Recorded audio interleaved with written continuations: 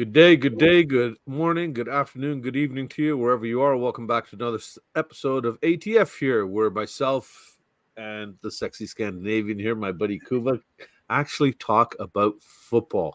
It's a scary new concept for us. We just started it last week, but we have a bit of an admission to make here. Do you want to make it, or should I do it? Or I'm admitting to nothing. It's all you're doing.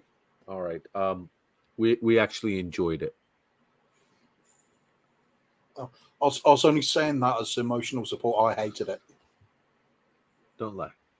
You know you enjoy our one-on-one time together. Come on now. Mama K got a little bit jealous. She's like, you flirt too much with Kuva online, but that's just something she's going to have to learn to get over. So, yeah, that's right. How you doing, Coos? Everything good today? Yeah, everything's good. Owen's had his 16th birthday, so when was his birthday? Yeah, today. It's today. Oh, yeah. I wish I knows. Where's the flute? Happy birthday to you, Owen. God bless you, and many more happy, healthy years ahead. He's doing a proper birthday task at the moment and building a shelf. Is it for you? Because that would make it more appropriate. If he puts it on the side of his room, it's even more appropriate because then it's shelf side, isn't it? So. Hey, speaking of shelf side, thanks to them, we've got a new outro that we look forward to presenting at the end of the show. So they were kind enough to let us use the audio they used to use for their intro. So Johnny said, go ahead, use it, keep it alive. We figured since we're working in their old time slot here, we might as well. It's a nice tie-off tribute, as you said, right? So yes, it is. It is definitely. Where do you want to start, Coops? We've got a handful of people in the chat already. Should we say hello to a couple of people and then get going? Nah. Nah, screw it. Okay. No, that's fine. Of course we shall. Come on. It's a serious one today. It's a serious one. Chris Peters already in the house, number one. So big up, Chris. Good to see you. And the homie is in the house. Big up, Leo. Good to see you, mate. Jim's here already. Big up, Jimbo. Hope everything is going well for you. Jim's just saying hi, Leo, and Kate's here already as well. How come you got a cute little Kuva Bear nickname and I haven't got anything yet? The bastard guy doesn't count as because you've got the cute little K on camera sometimes. That's why. But then that would be him getting a nickname, not me. You've got Teddy as well, Teddy Sherrington. Yes. See? Who's actually purring away. I got a new brush for him, and he thoroughly enjoyed getting brushed today. So Andrew Gregory's in the house already. Kate is trying to tell us she's multitasking, so we clearly know she is lying. So Spurs GCTV is in the house. Good to see you, bro. Hope everything is well. We're just saying hello to each other here. Drew La La is in the house. Good evening to you, Drew Lala. Hopefully you had a nice Valentine's. Hope everybody had a nice Valentine's yesterday. Stuart's already in the house. Big up, Stuart. Good to see you, mate. And my man Jose is here already. Big up, mate. Good to see you, mate. And look at that. Happy birthday to Owen. All the people. Let's everybody drop a 14 of you in here. If you could just drop a happy birthday to Owen, I'm sure he'd appreciate it. And definitely, like Jose said, like the video and subscribe if you haven't already. Much appreciated. So, do you know what Owen thought of me streaming tonight?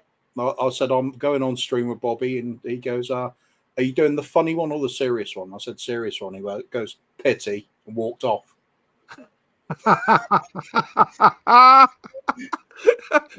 we could swap thumbnails, no problem. It's a click of a button on this side. He would rather build a shelf than listen to us talk about football. To be fair, I think I'd rather probably help him build a shelf than make a poor attempt at talking about football. So Andrew's just wishing him happy birthday. Big Mike in the house. Haven't seen the name before. Nice to see you, Big Mike. Appreciate you joining us. He's wishing Owen happy birthday. Cillian, good to see you again. Haven't seen you in a while, man. Happy birthday. It's actually that family. It's the Kuva family, so it's his little one over there. And Jose's here already. Good to see you, Jose. I keep missing their shows for some reason on Talking Ball. I'm getting really annoyed with YouTube and their stupid settings with the notifications and everything, and I don't seem to get any notification. Even for my own show, I don't get a notification anymore. But there's too many channels anyway. I can't keep up with them all. But that's what I'm saying. I need the notification so I know when somebody's on, to try to remember who was on. You know, there's a handful that are kind of set in stone, like Ben. You know where we're going to find him because. Well, we're on there a lot too, and Kate seems to keep a pretty regular schedule. I'm even missing Ben's show on a regular basis now. supposed to say that. It's just, yeah, I know. It's bad, isn't it? But that's the way it is. Oh, right. Yeah, okay. Gotcha. We'll edit that out later. We'll edit that out. Happy birthday, Kuva. Nope, not him. Little Kuva. Owen. But Cillian, appreciate the effort. That's kind of you, man. Hey, Coach's Corner. Hanno's here. Big up, Hanno. Hanno out, buddy. Hope you're well, man. Hanno's that young kid from South Africa. They're really, really good young man. He does everything. He's doing cricket. He was doing the AFCON. He was doing the Asian Cup. He's always on the go. But Coovs, we do have some football stuff to talk about, and we'll start with the one that you had suggested earlier today as a topic, as one of them. Spending doesn't equal success. We look at Man United having the most expensive squad assembled last season. I know a lot of people, even with the business that we did do this year, that I know you and I are fairly happy with. There's still people griping.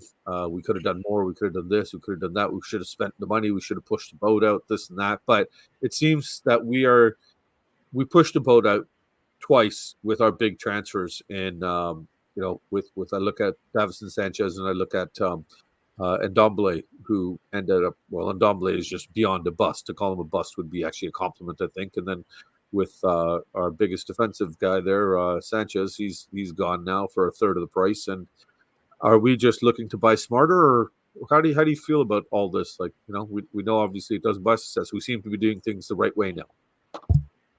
That was a long question. Yeah, a question in there. I just kept rambling for a second there. Fair enough. This one popped up on a few channels. I think Sky Sports and BBC. I think maybe really sprung up on my feed saying about this. It's basically a UEFA report on clubs how much they've assembled their squads for over the last few years, and Manchester United have come up as the biggest, most costliest squad of all time last season. Something like 1.2 billion, and it just eclipsed what the likes of Man City and Chelsea have done. What it didn't take into account is what Chelsea have done since June 2022, and we know they've spent a hell of a lot recently as well. So I'm sure they will overtake that at some point. But yeah, it's those big money signings, isn't it? Like you said, we've done it ourselves. But you look at Man United, they've got a dodgy goalkeeper for God knows how much he cost. Was it 90 million or something stupid? No, I think it was only around 50. Only 50. 50 million. I think it was pound though, right? I'm not too sure. You know me in numbers and stats and stuff like that. I'm probably the only Indian person in the world that is terrible with numbers. And but you easily add on top of it Casemiro. It's getting towards the end of his career, and they spent a huge amount of money on him as well, and his wages. Of course. And then you add on Anthony, who's, I think, just recently had his very first goal involvement of any kind for that team.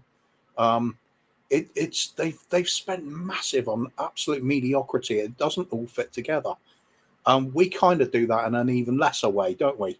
I think it's been the big lesson for us, as far as I'm concerned, this last couple of seasons, is all these Ndombele type signings.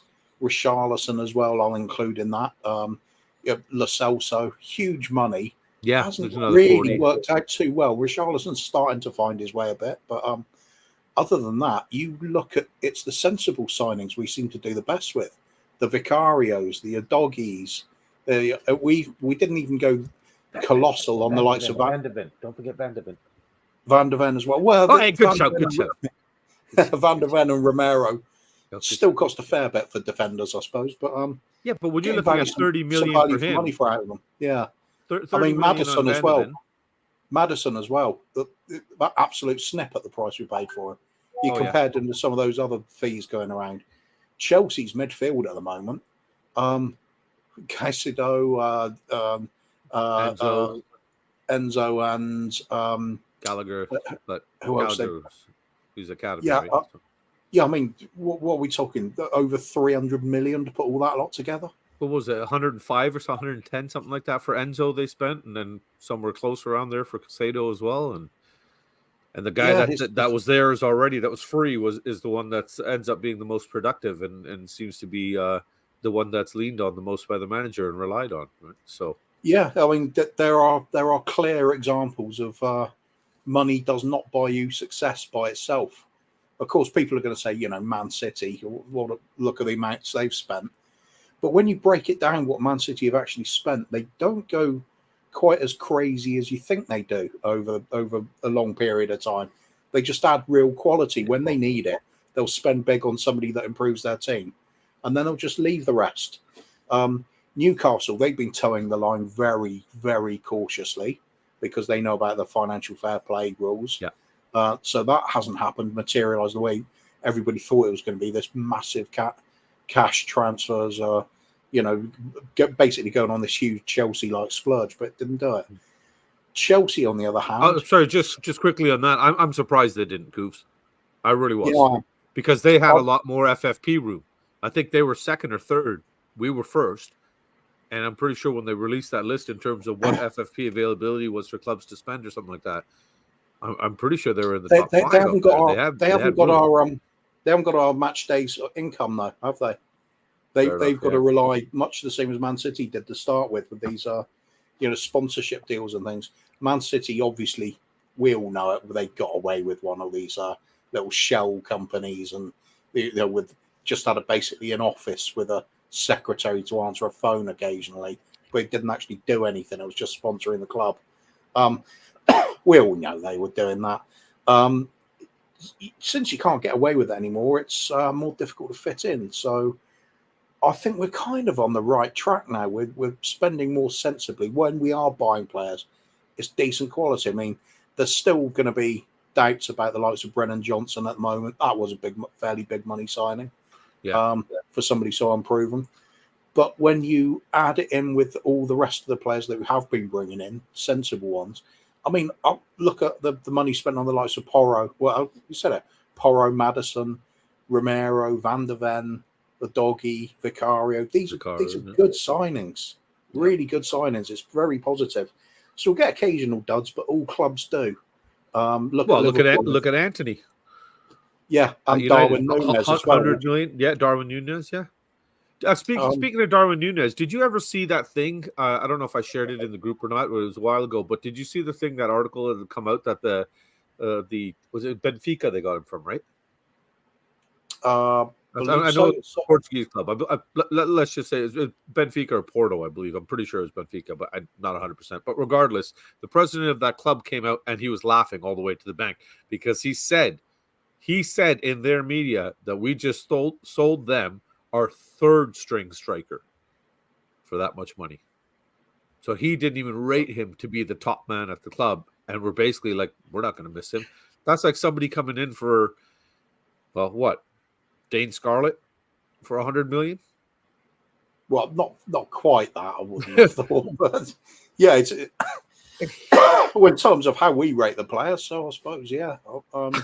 You could argue that. Imagine how we feel, Drilla. Imagine how we feel. I'm stabbing myself in the leg with a pencil to try and make sure I don't stop being silly. You know what, though? If they expect full seriousness, then they're definitely in the wrong area. This is the Three Spurs voice.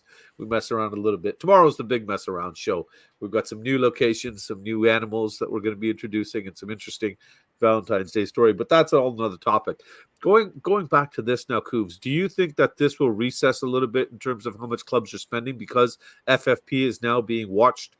It's almost universally across all of football where clubs are being tightened up and everything. Like even the likes of Barcelona have had to drop a lot of the way they did their business before and everything like that. And is this going to change the amount, these ridiculous amounts? Do you think these will get lowered now? Well, this latest report is from UEFA, so it depends which organisation is going to be setting the rules out. If we look at the Premier League, are they really going to want to cap things so heavily that we no longer keep enticing that sort of talent into the league? They've got to go carefully, because if they really handicap us to signing players, perhaps the likes of Italy and Spain and Germany and things, they'll start catching up again, because for a long time Premier League's been the powerhouse when it comes to our finances. So not going to be a lot good if clubs can't make use of all that money. I'm sure it'll change. I mean, I was the same as you with Newcastle. I thought gut feeling will be they're not going to care about FFP. They'll just spend whatever the hell they want. Yeah. And people just have to say, oh, well, what can we do? They're all doing it. Well, look at City, 115 charges. Not one has been addressed yet, right? Big Mike saying FFP needs changing. We can't have windows like January, and one that was absolutely dead. So that's kind of the flip side to it too, right? With the less deals being done and everything, and less movement, and like you said, less money movement as well, not just player movement, right? So big up, Side Dancer. Good to see you. Big up, Bill. Good to see you. Big up to everybody in the chat. Appreciate y'all being here. Yeah, so, there's a lot of sort of moving parts at the moment. That's a key phrase lately, isn't it? They've got to get the balance right in the end of the day, because if they handicap the clubs from signing anybody, it's going to, the league standard of the league deteriorates. But if they don't do anything, then you're basically giving a free rein to the biggest clubs with the biggest ability to generate in revenue are going to get massive advantages that will get even bigger, and that's what we've been seeing lately. So I suppose they've got to close the gap in some way. Got to find something really, in my opinion, that acts as a sort of a wealth tax for the bigger clubs that filters down the leagues. It's no good just putting this cap on there and then the Premier League pockets the money. It's got to find, all that cash has got to find its way down the grassroots level, improve football in the whole country. I'm not sure it does it enough. I'm really not. I think we're missing out on something there. But it's money, isn't it? End of the day, that is what always talks. So clubs are going to basically get what they want, as far as I'm concerned, because if the Premier League doesn't supply the clubs with the ability to do what they want, they're just going to talk about Super League again. Yeah, that's the sad reality. Yeah, but then you look at the flip side with what the owner of I'm not sure if he's the chairman or the owner of Bayern Munich. He turned around and said, they charge, I think the highest price they have is €105 for a ticket or something like that. And they said we could easily keep escalating the way the English clubs have and get all the way up to €300 for a ticket and stuff like that. But that's going to end up generating, I think he said 2 or 3 million extra euro a year.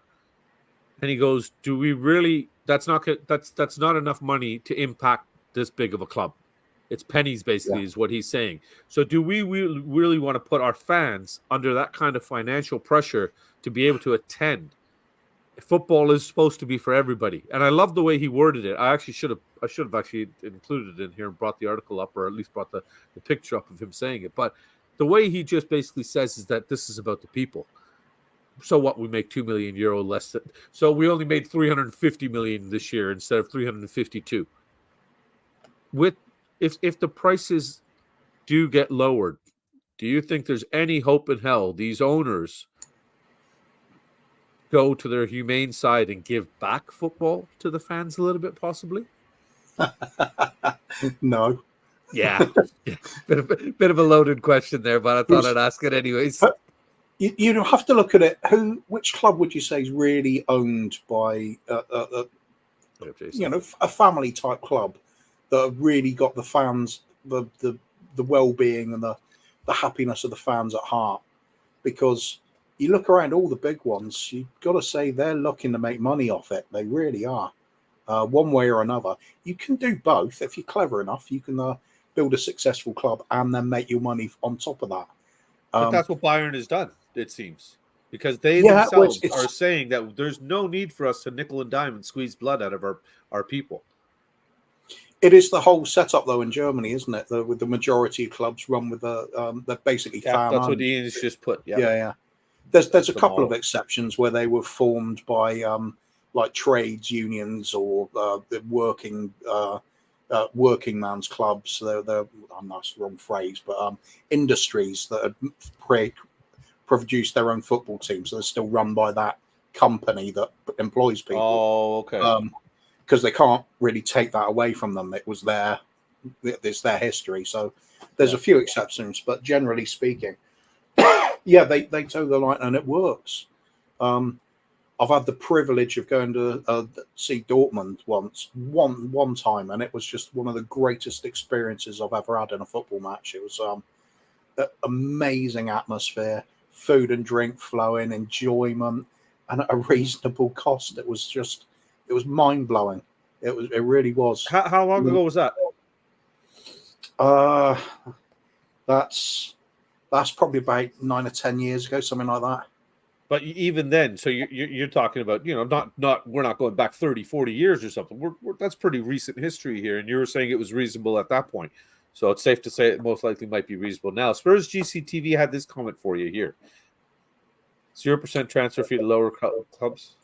Yeah, that could be the answer. It's going to be something like that, because at the moment all this money's just being clustered at the very top, and there's the trickle down effect. I mean, certainly in the UK, we've had government after government that has the same theory, that if you keep feeding the very wealthiest at the top, it's all going to be okay for everybody below, because they'll feed off the scraps. And it just doesn't work that way. You've got to have something in place to ensure that flow of cash goes to where it's supposed to go. And that is right the way through the leagues. This should be an entire country of very wealthy football clubs now, very healthy state of all of them. But it seems to be a case of either you're in the Premier League now, or you're looking over your shoulder to see if you can stay afloat. There's not too many clubs that are thinking this is easy now. And when those restrictions go into the lower leagues and they do not have that availability for all the TV revenue for a start, it's difficult. So yeah, it's as it is in life. The gap between the richest and the poorest is growing daily. Shows in football as well. Yeah, I think you've got to put some sort of legislation in place for it. You've got to. It's protecting the sport as a whole, and that's what it should be about. I think that's a great idea, actually, that's suggested by him, because if you lower the operational cost to those lower clubs, that they can then look to investing then into talent, and potentially David can come up and fight with Goliath, and it just makes it more opportunity for the smaller people to kind of succeed, kind of thing, and then you have the odd Cinderella story hopefully pop up. Yeah, there should be a bit of safety and security in being part of the football league, shouldn't there? It's insane amounts we're talking about at the very top. It's got to find its way down, because where do all these players come from? They're not all spawning out of just the Premier League academies. Players develop in lower leagues. It's always been the way, and come up through. They need to have the ability to keep producing these starlets and not worrying about having to sell the crown jewels at every single season just to stay above water. It's exactly. Yeah. It's not right. It's not right. There's a lot more can be done, but it never happens. Again, bigger clubs can just use the threat of going elsewhere if they don't get the deal they want. Well, this is a bit fearful too now here with this whole thing coming in with the Saudi league development, and the fact that they're just throwing money around with no regulations or no restrictions over there at all. This is a good point. The wheels have come off there at the moment, haven't they? Everybody's gone there. They're all leaving again now, aren't they? Yeah, but there was something about that. Jay was kind enough to explain that to me, because he was saying the way it works is their salaries are not paid the way they are in other leagues. They get a lump sum kind of thing at the end of the season. They get their entire money or whatever, or however that works. Kind of a loyalty bonus sort of thing. I have no idea how it works, man. But I know he was saying that was part of the reason that Henderson turned around and said that he wants to get out of there right now, because that's not what he understood the way the deal would be, kind of thing. And then there is something else that came out about Mars. His wife is not too happy over there either, because the culture change and everything like that. And she's not happy with the restrictions and everything that there are for women over there. And who knows, it could just be clickbait articles. This is why I tried not to read too much of this news stuff, because you never know what's true until you hear it from the horse's mouth. Okay, Big Mike's telling his salaries every 6 months. So you get paid twice a year, right? They're leaving already. There you go. But it's Ben. I know they're gonna get restrictions. I hope so. Tom. I know Ben's doing everything he can to derail. The first thing he came in was coming in late to the show. He goes, "Sorry, I was in a stroll and shaking Dickie Forest," and then he starts talking to Tom about the Fanny Gators. So Ben, 26 and a half hours from now, as far all as your dreams will come true. As far as Ben's concerned, we're the ones that have derailed the show. He's trying to get it back on track. Yeah, that's true. That very good point. Very good point. Ian's just saying Henderson's getting absolutely destroyed by the fans because he left and took their money in the first place. Yeah, well, I'm sorry, guys. I'm not going to lie. If everybody knows pretty much what I do. I drive for transit industry. If a rival transit industry comes to me and says, we're going to triple your wages, double your vacation time, give you better benefits, where do I sign? Loyalty is a two-way street. Unfortunately, business has taken over the football, and football has become a business now. And these guys have a certain amount of shelf life. I don't blame them for wanting to maximize their dollars and put what they can away for their family and themselves and live out a good life for what's left, right? I think case by case, it's different situations, though, isn't it? Sorry, go on. Sorry, no, I was just thinking Jason Bell's every time he sees the title things like alcohol, tobacco, and firearms. The I can't believe I didn't even think about the ATF is like a division. It's like a policing division in America that is responsible for enforcing the laws behind alcohol, tobacco, and firearms. We called the show ATF. Well, good thing we're in Canada, I guess. It works. Sorry, go ahead. Works. Yeah, I was going to say it's different situation circumstances for each player going over there to Saudi, though. If it's like Ronaldo or Henderson, you could say their careers, they've done what they're going to do. They're at the very top. They don't have to prove anything now.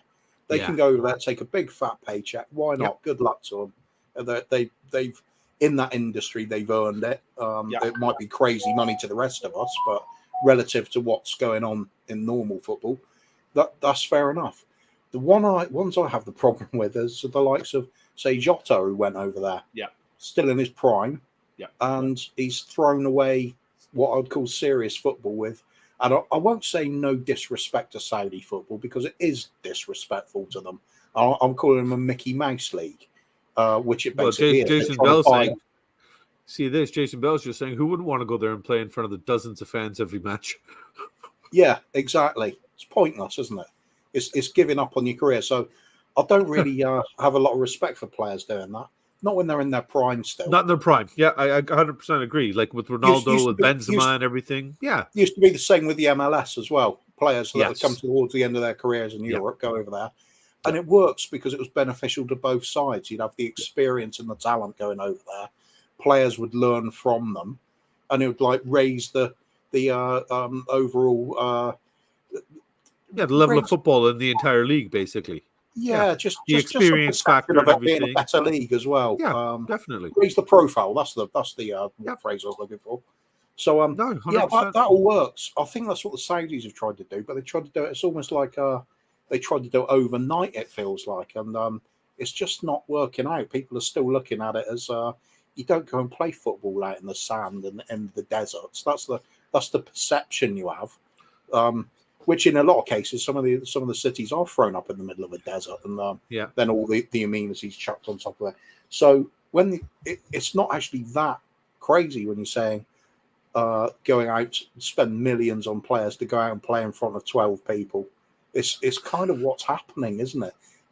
It's not really a spectator sport out there at the moment. They'll get some matches that generate interest, but a lot of it's just huge finances and not much football going on.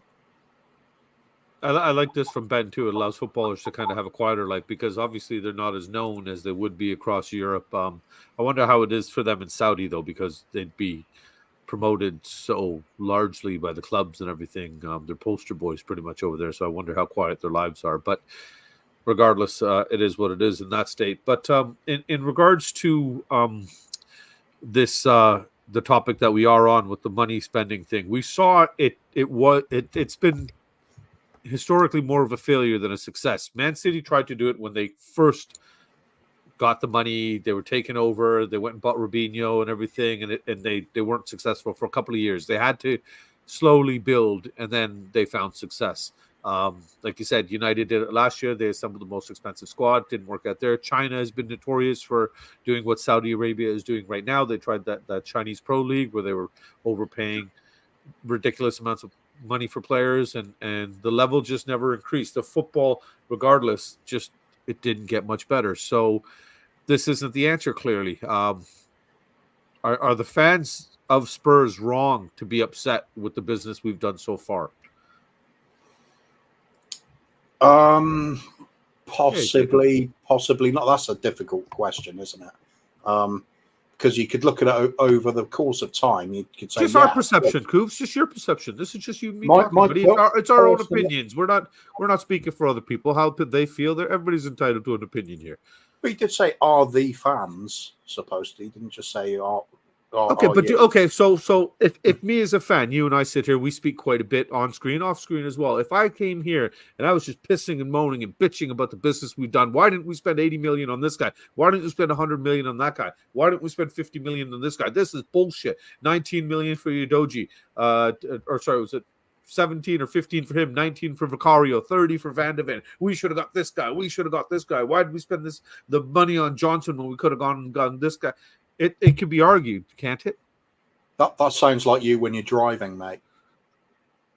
That was exactly me. That was a clip from my dash cam. Yeah, I mean, the trouble is you've got to compare it to what your rivals do, haven't you? And we've seen our rivals spending big on a regular basis over a number of years, and we don't tend to. When we do spend reasonable amounts of money, it tends to be on some poor signings, as we alluded to earlier. So, yeah, there's going to be some discontent over what we've done over the period of 20, 30 years even. I'll even include the Sugar years in that. But overall, you've got to look at it now, what's happening with the tightening of controls and the collapse in a lot of economies around Europe as well. The freedom for players to go around and ply their trade in different leagues it's a lot more restricted now. We're having trouble shifting some of our deadwood, as we like to call it, off to other clubs, because who's going to buy an average player at an inflated wage in today's market? There's not too many out there that will do it. So especially since Everton are now broke, we can't flog off our rubbish to them like we always used to, which is a real shame.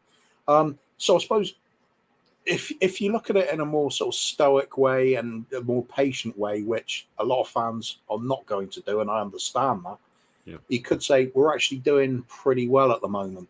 I think this new outlook on the way we're doing transfers that started this summer, and the way we're going to be developing the youth team, the academy, and bring through players like that through that academy system over the course of time, all playing the same brand of football as the first team.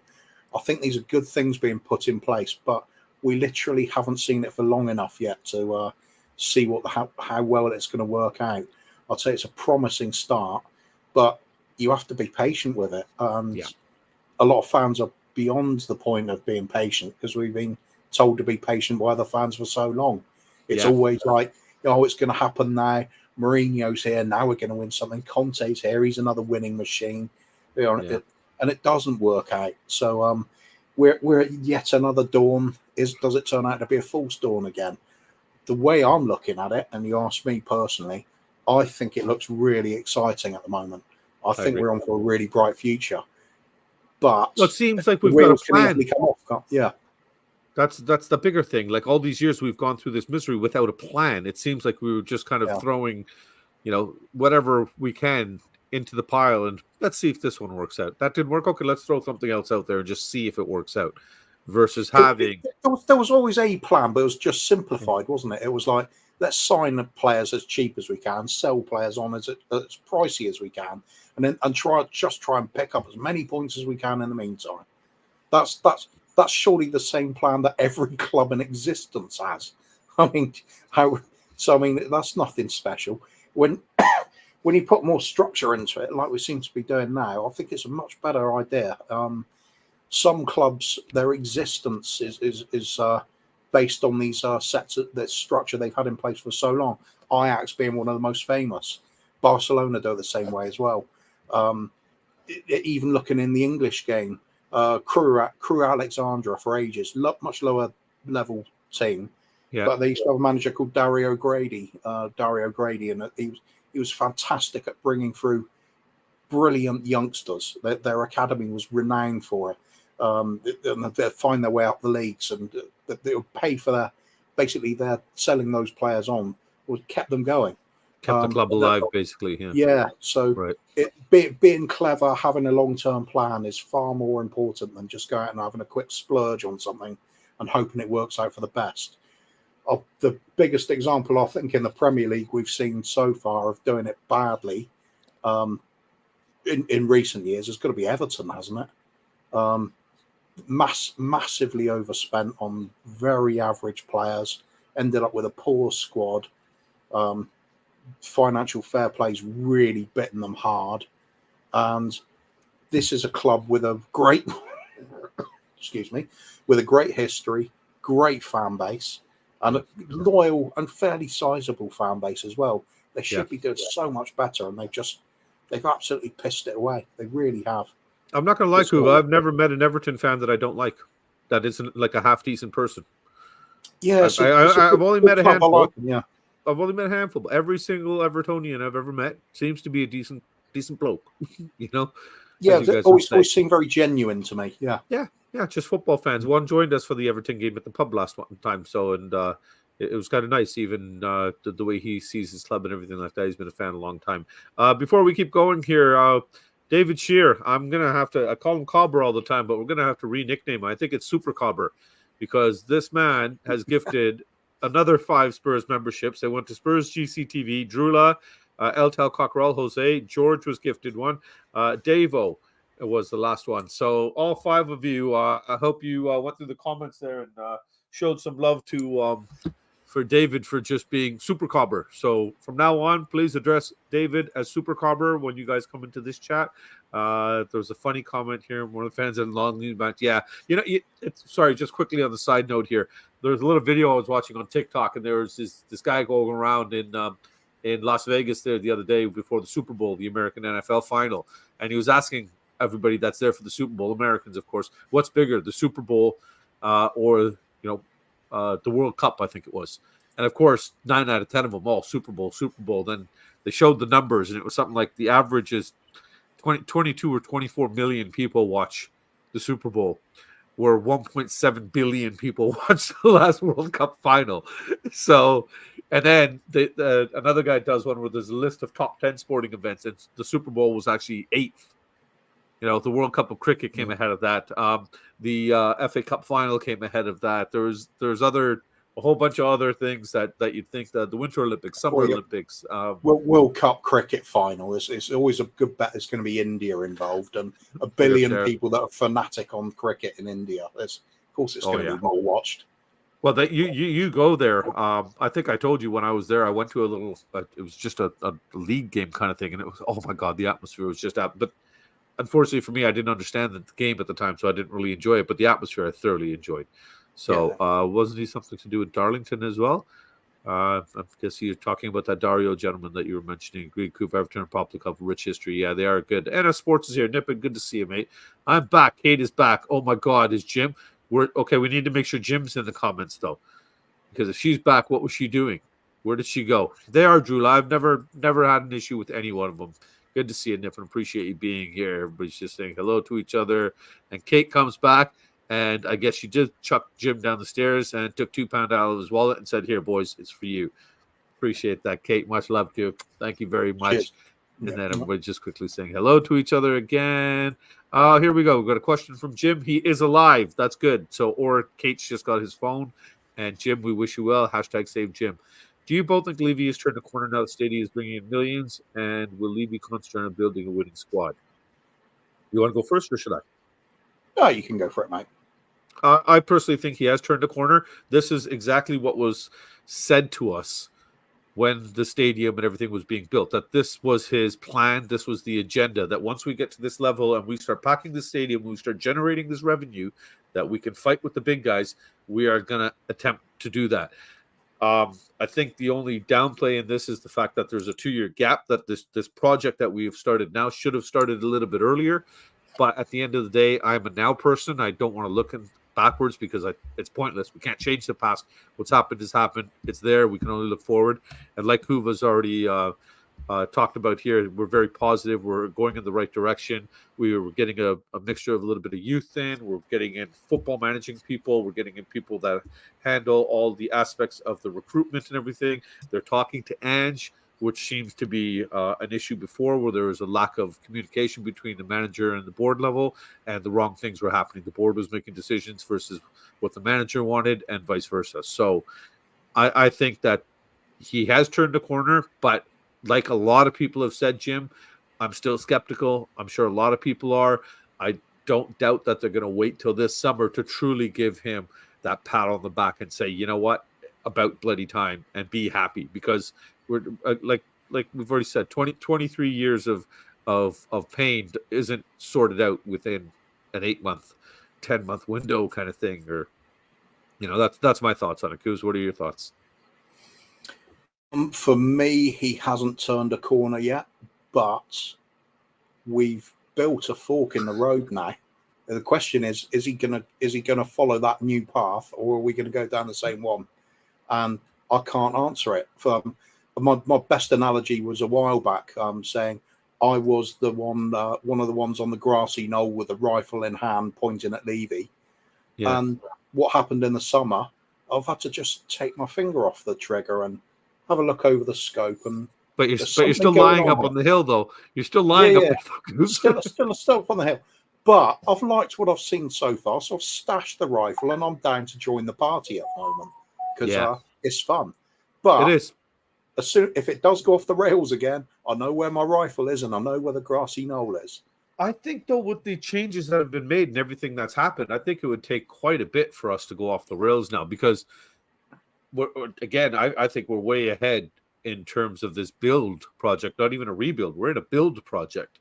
And I think we're way further ahead than what was anticipated.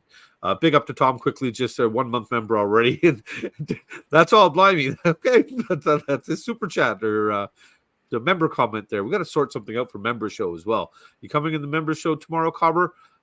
It's Super Cobber now. Kate, why am I looking over at you? You're not Kate. We could do that, couldn't we? Member ranks: Cobber, Super Cobber. Yeah. Should we do that? King Cobber. Okay, we're gonna have to come up with a list and change all the names in there now. I'll send you the link. Okay, they're just talking to each other. I know what you mean. Okay, so not bad, Coobs. 43 minutes in, and we got past our first talking point. Yeah, this is what I'm talking about. You were insistent on having a list of things. That's never worth it. I know. What if we whip through something really quickly? Like, this was a good conversation to have. I'm glad you brought this topic to attention, because it is impacting world football. We're not talking about just Tottenham here. This show we've kind of generated to actually talk football, because we want to talk football in general. We have our Spurs channels, we have our Spurs content that we do and everything. My boys do their weekly recap, which is just strictly on Tottenham. So me and Coos decided we'll try a different angle here. Now, Spurs GCTV is saying, need to keep in mind, last 20 years have been dominated by Chelsea, then City. We've worked in the background. Infrastructure now is taking the forward and win trophies. You know what? Well said. I just hope you're right. And I think a lot of fans just hope you're right. That's it, right? And Wayne Bonner's in the house. Good evening. Good to see you, Wayne. Hope you're well. This season, there are the next are for building. Third season, we really kick in and upset the apple cart. Good times wait ahead. Yes, Wayne. Love it. Love the optimism, man. Fantastic. Hope you're well, my man. Hope you're well. David is upside down. Ben. Yeah. It was fun. No. Yeah, I know. For 43 minutes, Wayne, we've actually talked about only football, right? And then, of course, the sheriff is here to try to derail. Why does nobody want us to actually do a football show? Why do me and Cuba just got to be constantly messing around? But speaking of messing around, let's talk about this guy who I personally think is being messed around right now. Harry Kane is getting some bad press. There's actually still something I was going to respond to on the let's bring it up on this one. It was the one from there's a comment, sorry? From where? Oh no, Spurs GCTV. The need to keep in mind that the last 20 years one. Yeah, this one. Here you go. Yeah, I've heard a lot of people talk about this sort of thing. And I remember the likes of Sean Butler, he was always saying about, you've got to remember these, 5 clubs have been winning all the trophies in this last time, basically. My rebuttal to that is always going to be, it's because of the failure of clubs like ourselves, Newcastle, Aston Villa,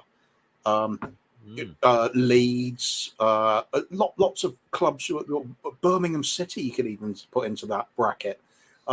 Lots of clubs that with big followings that should have been doing a hell of a lot better. Everton's another one that should not be in the position they are currently in. They should be at the top.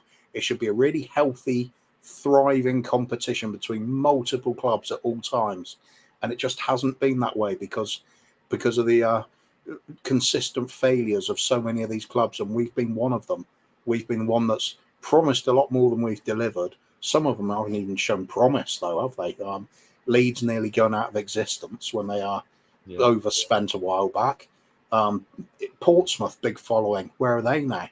They plummeted down the leagues because it got mismanaged. So I think the reason 5 clubs will end up with so many trophies is because the rest have been so poor. Could it be management as well? Could it be down to actual club management as well? Where these ones that we're talking about, obviously the books weren't run properly because they're too busy trying to run it like a business, not a football club? Yeah, quite possibly. I mean, priorities. You've got to get your priorities right. If you really want to win the trophies first, concentrate on the football team first. It seems pretty simple, doesn't it? It seems like ourselves in particular, I would argue that the objective has always been make some money, then reinvest it into ways to make even more money. So although it keeps the club incredibly stable and we're in a fantastic state from that point of view, the football suffers because it's a secondary objective. As long as we're just plodding along, it's okay. This is why I'm just on the fence with things at the moment. I'm really encouraged, but the wheels can come off easily.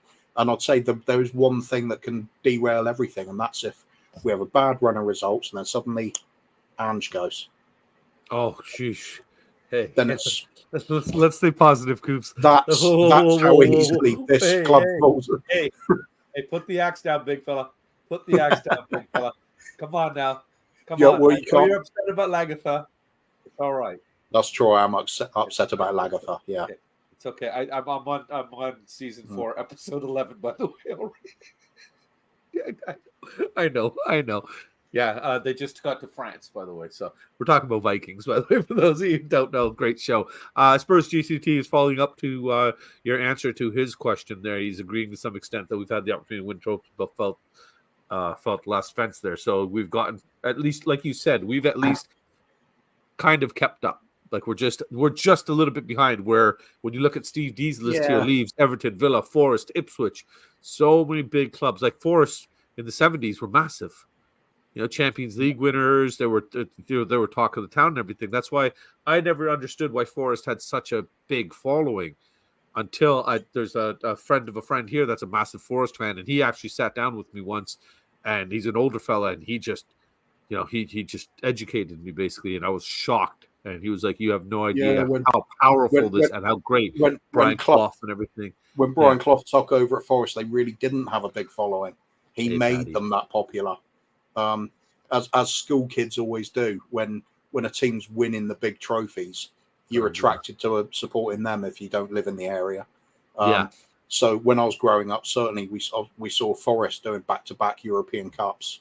So I knew a lot of my friends became Forest fans. There was a lot went to Liverpool as well because they're always doing well at that time. A few Villa fans. And then a few of us Spurs fans with the back-to-back FA Cup wins in the early 80s. That's just the way it goes, isn't it? Like, people are attracted to success. Most people don't want to go out and pick the worst team in the world to support. I did. Spurs were 14th when I decided, hey, that's my team. I followed the Dolphins as well, so I'm not having a very good run there. That's the only place where we disagree because I'm a Bills fan, right? So we're rivals there. You will ignore that, and I don't really care that much either. So I only care in the playoffs, really, to be honest with you. Yeah. I told you, Mama K ruined American football for me, but we'll blame her. The day after Valentine's Day is not the day to start a fight with the wife. I'll wait till tomorrow. We move on to this now. Why not? Right now, it seems Harry Kane's getting bad press in Germany. Does he deserve to come under fire already? Before we do actually talk about this, Coops, I dug into this a little bit just to see how Kane has been doing at Bayern. And this is for those of you that might not be in the know. I wasn't. I didn't know he was doing this well. He's actually scored 24 goals in 21 league games already, and additionally contributed 4 goals in 7 Champions League games. In total, in all competitions, the guy has 28 goals in 29 games. What is that, a .99 goal return per game? Like, from a striker, is what you want more than a goal a game? What are you expecting here? How I don't understand how this guy is being blamed. Is it because of the baggage he brings, being an ex-Tottenham player, and the fact that we never won? He's he's bringing the Harry Kane. It's the curse of Harry Kane. Well, to be fair, we didn't win before he was before he was here, anyways. So, I'm not pointing at him and saying he's cursed or anything like that. But I think it's absolutely ridiculous for them to point a finger solely at Kane with numbers like that. I think that's just absolutely ludicrous. I would agree, but you've also got to take into consideration he may be the one that encouraged them to go and sign Eric Dyer. In which case, he should take a lot of flack. Yeah, they can understand a little bit of stick coming your way for that then. Yeah. No, you're right, though. Kane's been breaking records over there. He's got that wonder goal from that beyond the halfway line as well. Yes. He's been doing everything right, caught the eye, banging goals in like a forward should. And I think Sorry, Arby's is it's a hot sandwich place kind of thing. It's this franchise thing. And now that he's said that, every time I see the damn logo, I'm going to think about Arby's now. Thanks for that, Jason. Appreciate you putting that in the head. Sorry, go ahead. Lost right. Oh no, Kane. Yeah. Yeah. The problems at Bayern Munich aren't to do with Kane, are they? It's that the balance in the team is not good at the moment. They've got Kimmich, who's a really good player, who Tuchel was looking at as being a number 6, then decided he's not really good enough, publicly says he's not good enough to be that. Yeah. You've created friction there. That you've got defenders who are not perhaps playing at the peak of their ability at the moment. It's a little unclear as to who their best first 11 is right now. You've got some players who are not on form. And basically, it's that team cohesion is not there. They don't look like a team that in previous years that used to just strut around the pitch knowing they were better than the opposition. That's kind of gone. You see teams actually take the game to them now. Everybody fancies scoring a goal. Yeah. So is that down to a striker? Of course not. Well, I mean, Tuchel. Yeah. Why is the finger not being pointed at him? That's what I don't get. He's not getting the hate, and like I went through the German press and everything just to see how badly he's being raked over the coals. And literally, the first 5 out of 7 articles you open are Harry Kane is Scheiße. You know what I mean? What the hell is this crap? Right? Lothar Matthäus as well, ex World Cup winner and Bayern Munich through and through, and he's come out publicly saying the recruitment at Bayern Munich's been terrible over the last few years. Why are they doing this? And all these promises that were given that they wouldn't be signing reserve, bench players from other clubs again. Then all of a sudden, along comes Eric Dyer. So he's speaking out publicly. He's really annoyed with it. The fans are obviously annoyed with it. There must be something there in the boardroom that's saying, "Hang on, this is actually going a little bit wrong." Yeah, almost the same kind of like what's happening at United over here, right? Yeah, absolutely. Sorry, I just wanted you to read this comment here from Patty because I've never seen Patty Hartnett make a comment in a stream where I am on screen and it not be directly associated to me or some sort of form of slagging me. So the fact that he's actually turned his anger towards somebody else is really a happy moment for me. So I just want to take this moment and enjoy this comment from Patty. And he's saying... funk Harry Kane. I didn't know he was into funk, but I guess a lot of it was big in the 80s, right? A lot of people liked it. So he's not a Spurs player, so couldn't care less about him. He's 100% that move. Yet again, listen to his dopey funk Charlie. So I guess him and his brother are funky dudes. At the end of the day, he said he wants to go there and win. And this is Jay was telling me, I think it was 1927 is the last time Bayern won a season without winning a trophy. It's on the cards, 1927. That's That's absolutely insane. Jim's just saying here Yeah. he's not a big So game our, player, but them so our stats are great. They are. That's why I brought them up, Jim. Sorry. So our Tiger Cup High doesn't value. look so bad after all, does it? Yeah, not too bad. Wow, Tom was at the final. This is Forrest in 91. Amazing. Ty upset the apple cart yet again. Yeah, David, he always does. Bayern will sack Tuchel. He'll go in Liverpool to replace Klopp. Yeah, and get relegated. I love the way Wayne keeps leading everything back to relegation for Arsenal. They were outplayed, outgamed. Yeah, that's a team thing, Si. You know, the Leversky game, I know that they lost 3-0, and everybody, this is where they kind of went off on Harry. Well, they were outplayed. Did they outplay one player only? So the other 10 didn't show up? If Kane's fitness would be top, Tom, we don't even want to think about that, buddy. It's heartbreaking. Tuchel being close to getting sacked, and we watched the open training sessions on YouTube, and just methods as well. No, I didn't get to see that, Steve. Did you get a chance to see that? So I've just seen Paddy's latest comment. Oh, okay. We'll get down to it then. You imagine if Harry goes his whole career without a trophy. Please don't say that. Mickey's in the house. Mickey, I hope you had a nice Valentine's Day yesterday. Enjoyed your vegan treats that we believe were sent down. We heard all about it. So hope you're well, my dear. Hope you're well. Oh, Crystal Palace just sacked Roy? Yeah. Wow. I just heard that he was ill in the hospital or something, right? It's always it was always on the cards. Palace are another club with absolutely no direction at the moment, so their solution is to sack managers. Yeah, fair enough. Patty, thank you. I was wondering where the slagging and the hatred and the personal attack was. So thank you for remembering, my dear friend. I still hate your guts, by the way. Absolutely despise you. I have a picture up of you on the other side of the wall, and I throw darts at it, just so you know. But much love to Ryan and Michelle there. And Miss Melina's in the house, a fellow Torontonian here. Haven't seen her in a long time. I hope you're well, Melina. She's an Arsenal fan, actually. She has a really lovely channel as well. She does good stuff over there. So really nice to see you, dear. Hopefully you're well. Adrian Soroka, the Road Master, is in the house as well. So good to see you. And that's it. I think we're pretty much we can let this one go now. I don't think we need to drag it on too much there. At the end of the day, we both agree that we should be getting raked over the coals just yet. But man, come the end of the season, if Bayern doesn't lift up something, there's going to be questions to be answered, and the sad reality is he's going to be. I just feel he's going to be one of the scapegoats. Bayern, just like Manchester United, they have to win things. Yeah, it won't be accepted anything else. But they're in a 2 or 3 team league, to be fair. Yeah, you know, where we're expected to win things in what is a 6, well now an 8 team league possibly. No, we're not expected to win anything, are we? Well, from some of our fan base, right? Oh shoot. Oh, I'm sorry, buddy. Teddy's come and put himself on the chair in front of me, and I just put my feet up on it. Sorry, pal. We'll go on to this one next. Neto has turned around and told Wolves he is planning to leave, and United, Chelsea, and Spurs are already circling like sharks.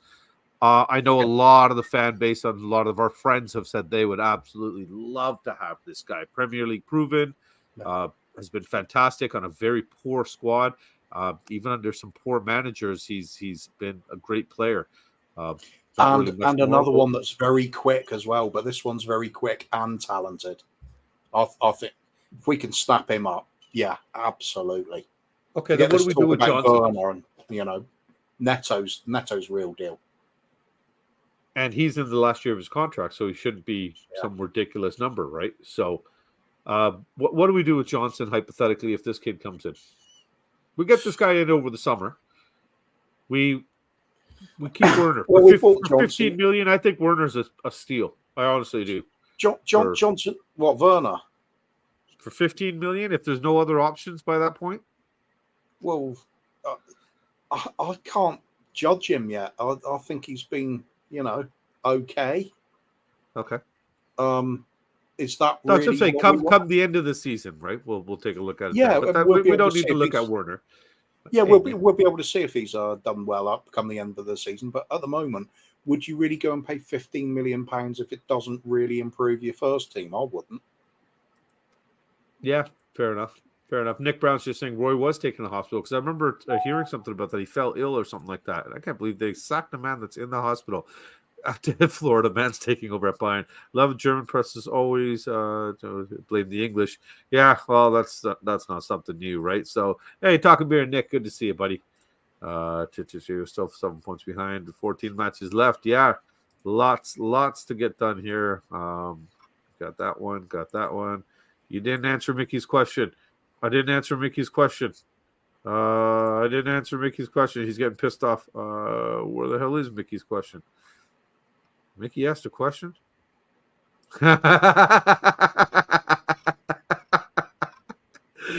Stop trying to corrupt her, okay, Ben? And to answer the question, Wankett's doing fine. He's going to be actually making an appearance tomorrow. So Neto would be a great signing for us, according to Jason. They want 60 million euro. Is that euro? That's pounds, right? That symbol is pounds, right? Yeah. The euro is like a backwards E or something. Okay, 60 million pounds. That's a fair chunk, though. Audio's in the house. Describing the euro as a backwards E. It kind of is, isn't it?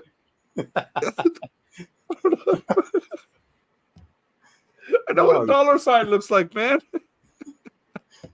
Get Neto son Johnson the other way. Ooh,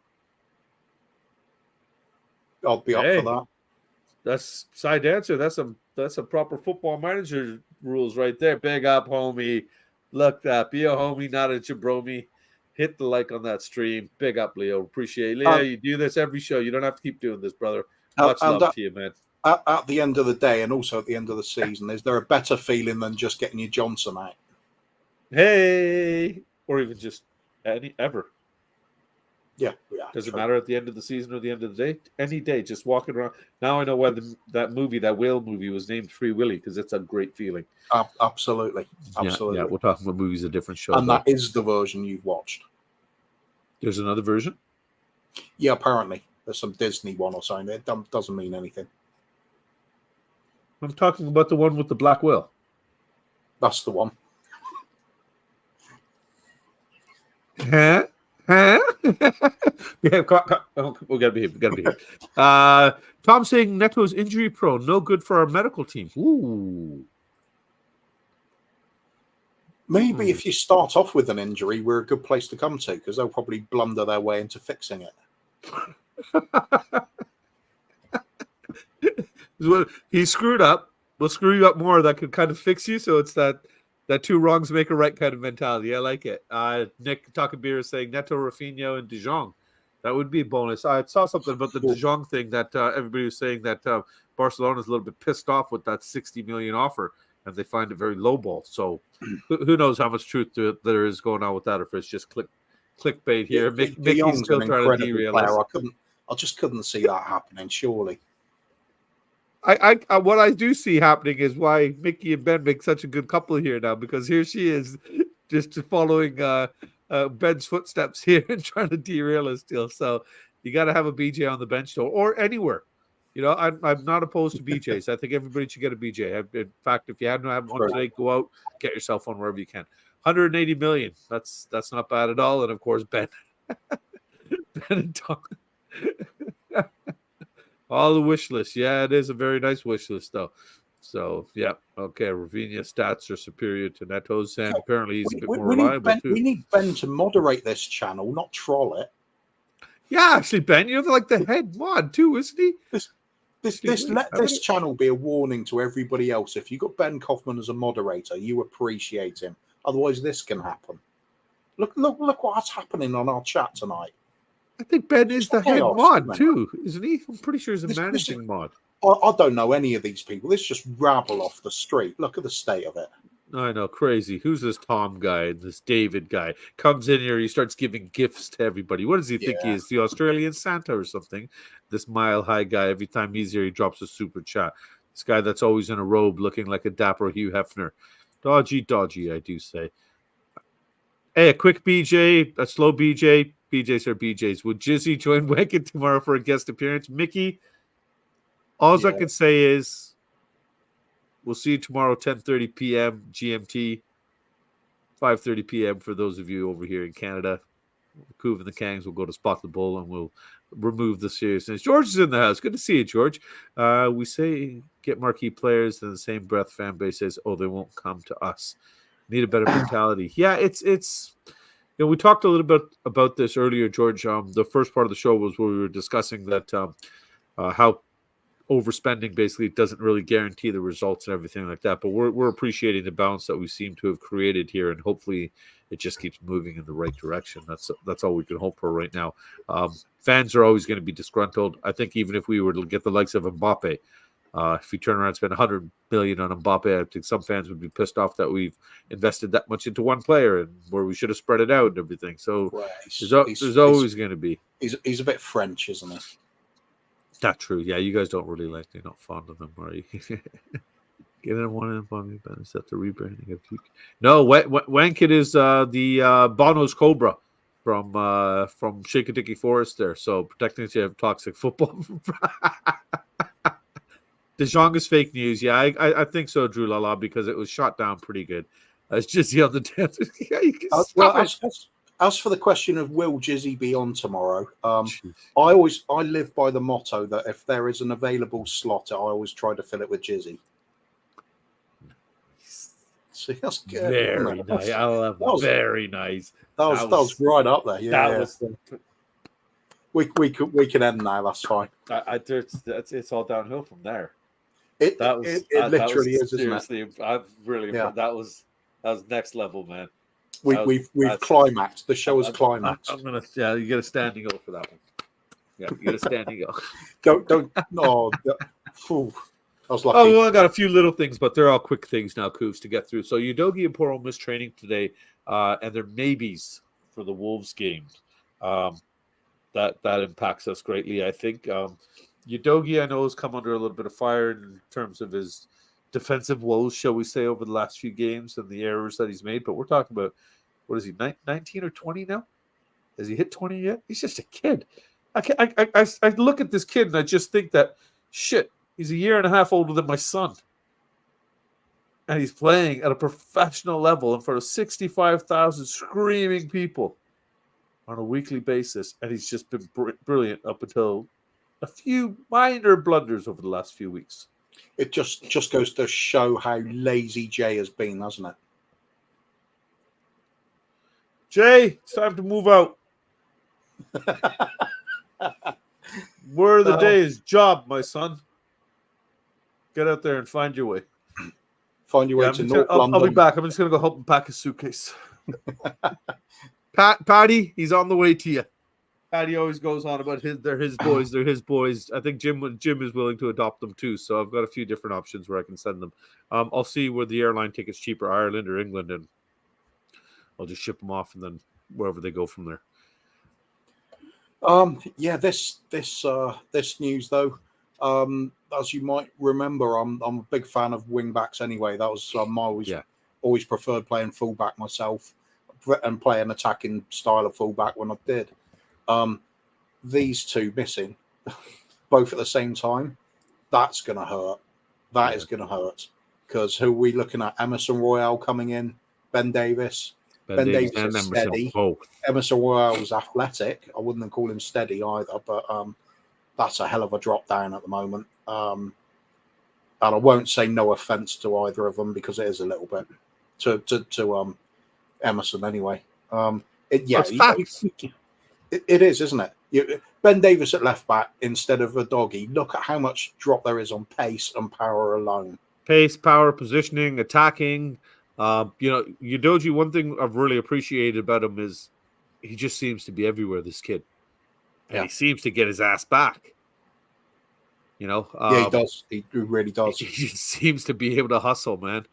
And, with the engine that he's got on him, Sar, the likes of these youngsters, great things, great promising things ahead. But being Wolves, do you think we'd be able to get, God forbid, Udogie and Poro are not fit, Royal and Davies come in? Can they get the job done? Before you answer, big up Rio, 1 month membership chat. Appreciate that. Huge hugs to all the homies. You filthy animals. Much love to you, buddy. Bob Down Under, big up, mate. Can you mod the hosts? No. They've tried. What do you think?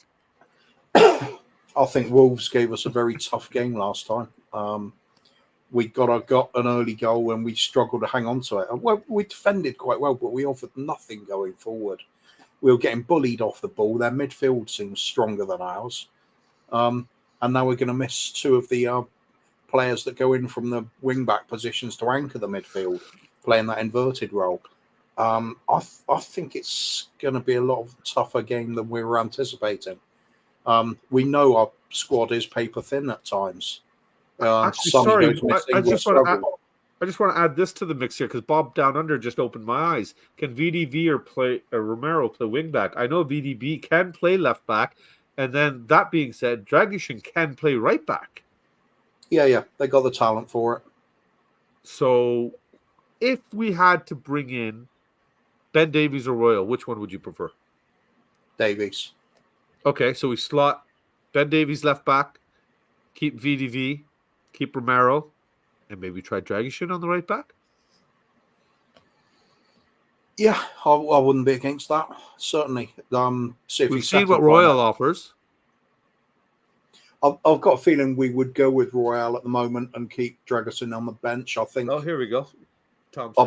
My gut feeling is that Ange is going to try and bed him in slowly, get him used to how he wants him to play, get used to his teammates a bit more before throwing him in at the deep end.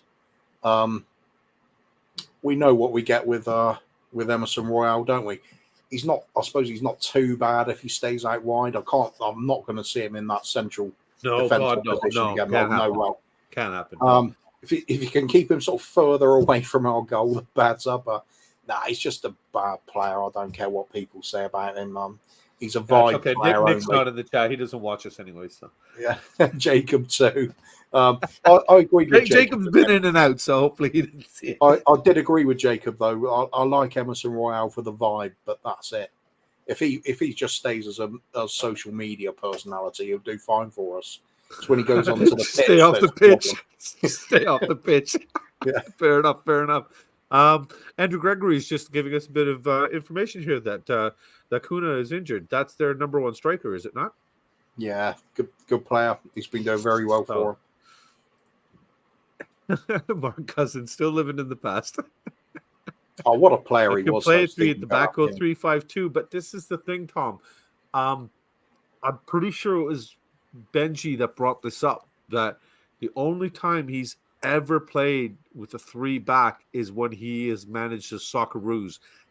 At a club level, he's always played with a 4 back.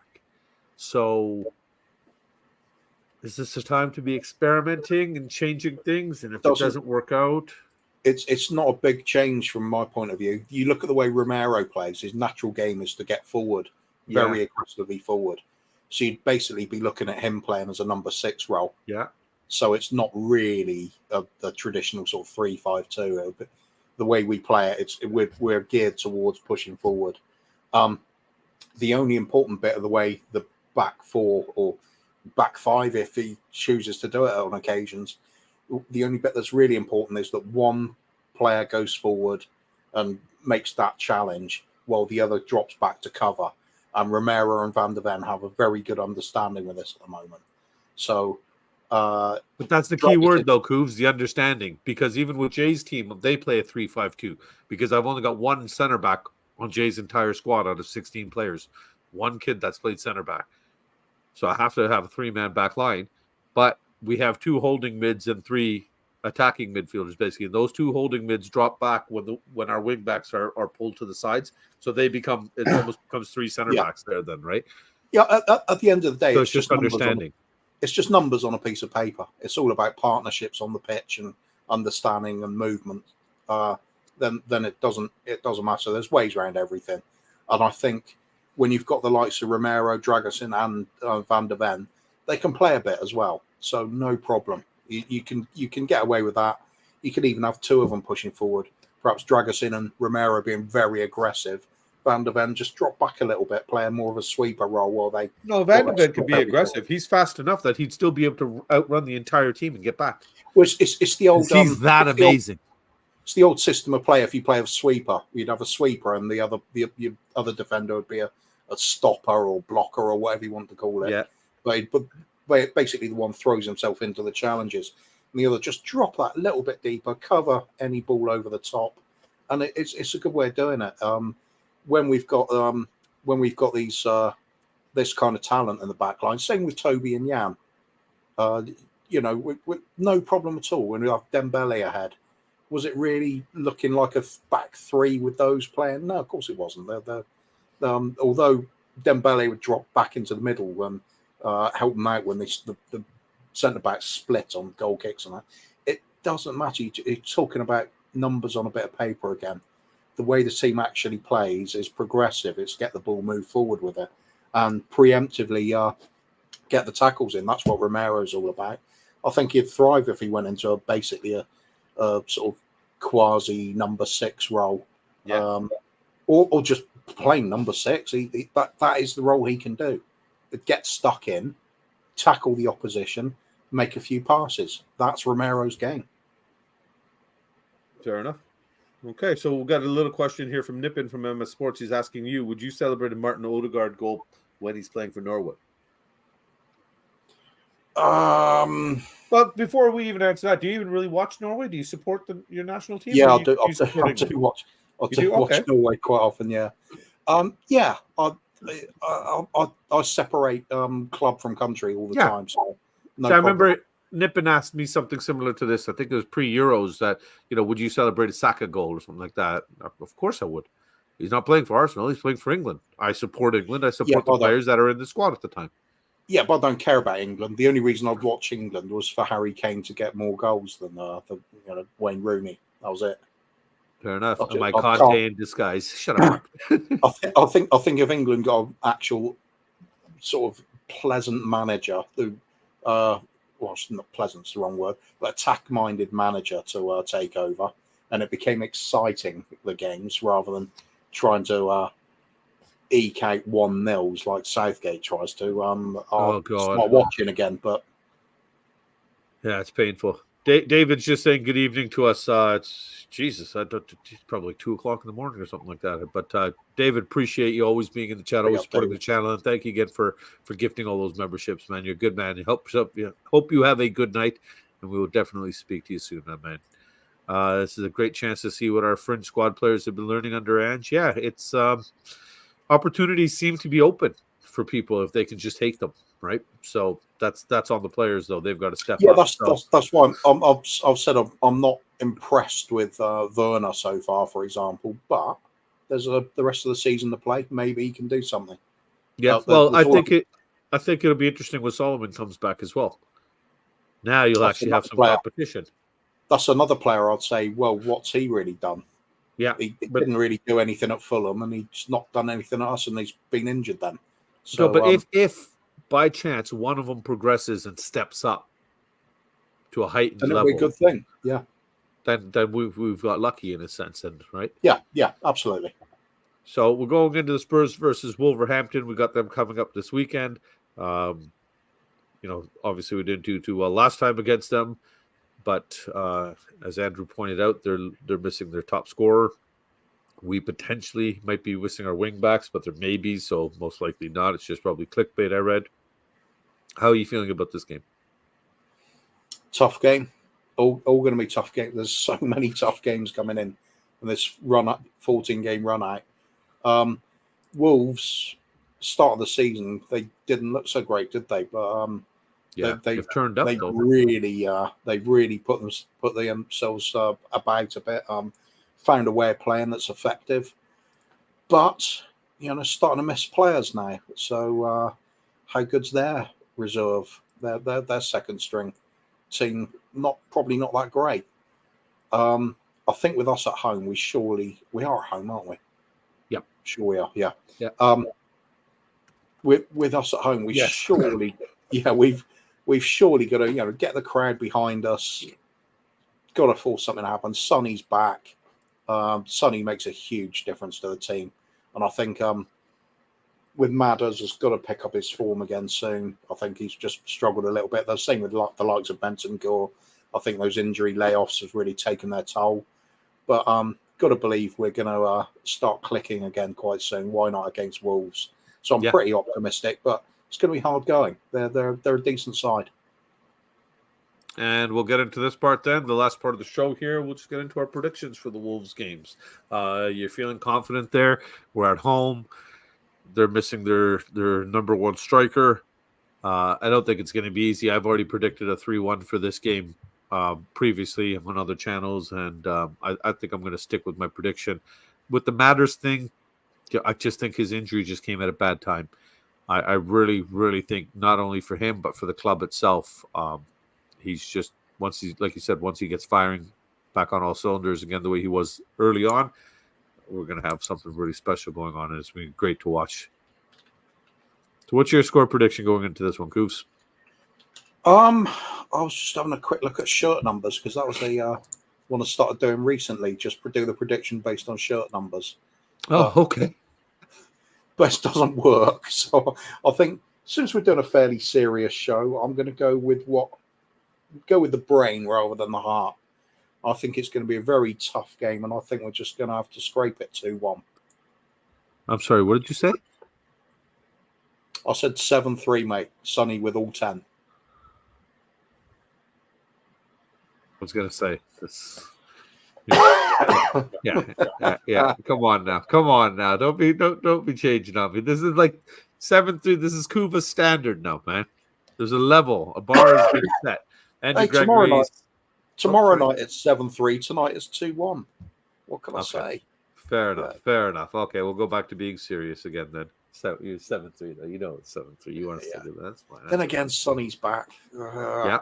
Well, that's why Andrew Gregory's saying 2-1. Both of them from Sonny here. Mile High has said Karen is going to score. So let's hope so. 3-1 to the Spurs, same as me there. Won't be easy, but expect us to win 2-0 from Spurs GCTV. Jim is saying 4-0 to the mighty Spurs. Nice one, Stuart. 3-0. Last time, no VDV, no Matters, no Romero, Udoji. Yeah, fair enough. Very good point there. So they taste like 3 points. Yes, loving it. Even Nippon, who's the Chelsea fan, is pushing Spurs for the win here. Drew Lala is saying 3-2, a tight game, but we'll get all 3 points. Kate is saying 2-1 to the Spurs. Sonny is brace. Richie will also score a brace, so that's 4 right there, but it won't be disallowed after it's been found that he spent too much time talking to BJ and shaking dick before us. So 3-0 to Spurs from talking beers. Bob Down Under has gone with 3-1. Sonny, Richie, and BJ, and Jim throwing in another £2 super chat. Much appreciated. Jim, big love to you, buddy. Hope you guys are having a good day. Hope you enjoyed your fish and chips with your friend. He had a lunch date with a friend of theirs, Frank, I believe the name was. So hello to Frank.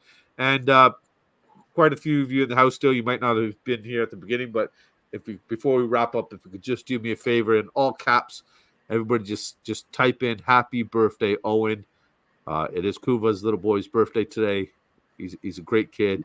Not so much little boy anymore. Not so little, I guess. Not so little, but they're always little to us, right? Even Jay's little to me at 6'2". So he's a great kid, though. Very funny, very, very funny, and great personality. So we just want to show him some love. It's definitely deserved. Yeah, Owen has contributed to the Spot the Bull rounds. Yes, he has. Yeah, several times. Yeah, quite a few times. He is a silent partner of the 3 Spurs boys here. So Leo is saying 3-1. Daniel's saying something in, I believe that's Spanish. Ellie's in the house. Hey, the Queen has finally showed up. Good evening. Talking football at 7-3. That'll become true. Karen, not Darren with the hat trick. Loves Music's in the house. That's a new name for you. Appreciate you joining us. Thanks. 3-0. I'm going to assume you mean to Spurs. If not, let us know. And then I think that's all in more Spanish back and forth. There we go. Here they come. All this love for Owen here. Andrew, Kate, Jim, Drula, and talking about, well, we know. At least we're not sluts. We have high standards. We charge. Happy birthday, my homie Owen. Yeah, happy birthday. There you go. Oh, yes, I love it. I love seeing this. This is great. So make sure Owen watches the last 2 minutes of the show because he'd want to. What the hell language is Patty speaking? Brite schon adult? Do you know what that is?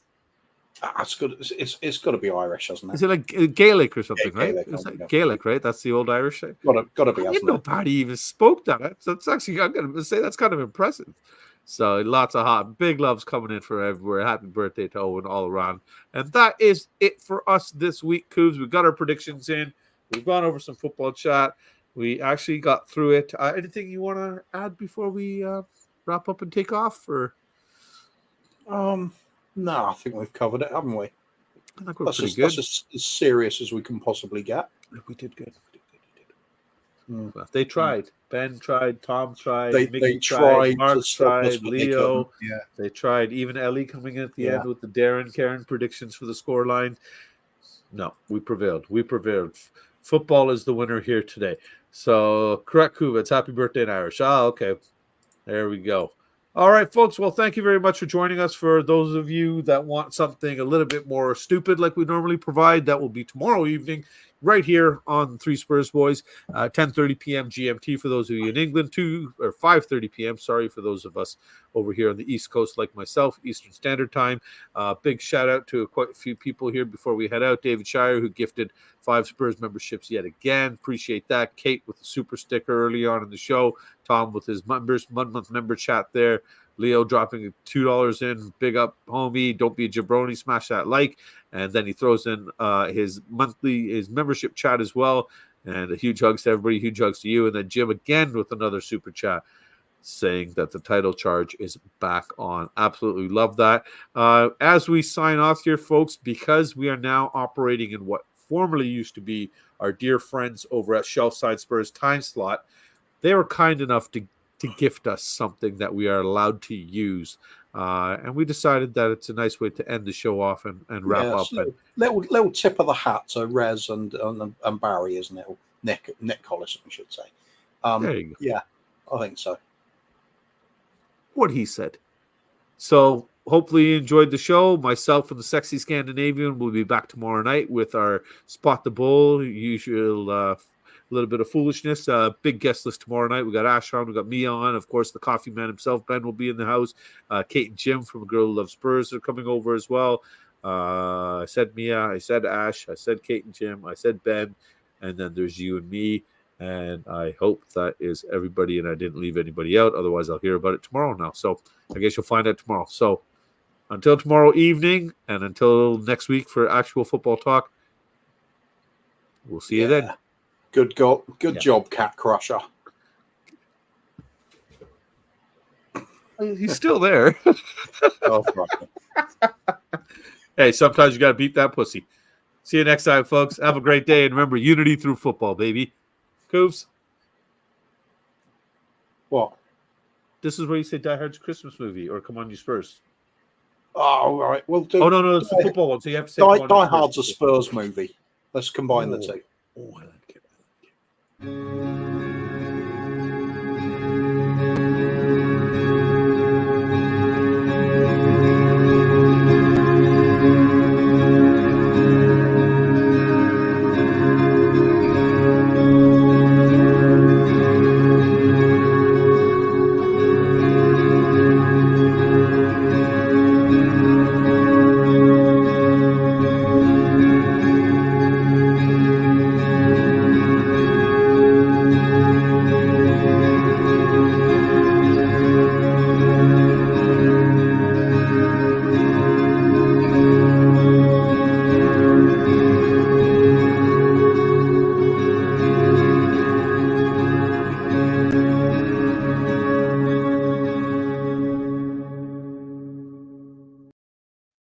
I know normally this is where I should have already hit the end button, but I just hearing that again. Shout out to Johnny. Shout out to the boys on Shelfside. Appreciate you letting us have that. I absolutely love that. It's so awesome to hear, man. That go on. Let's do another couple of hours. Okay, so I also had the we were going to talk about Flick and Clitty for. Oh, never mind. Oh no! Right, we'll do that one off stream. Off stream, yeah. Bye. Bye.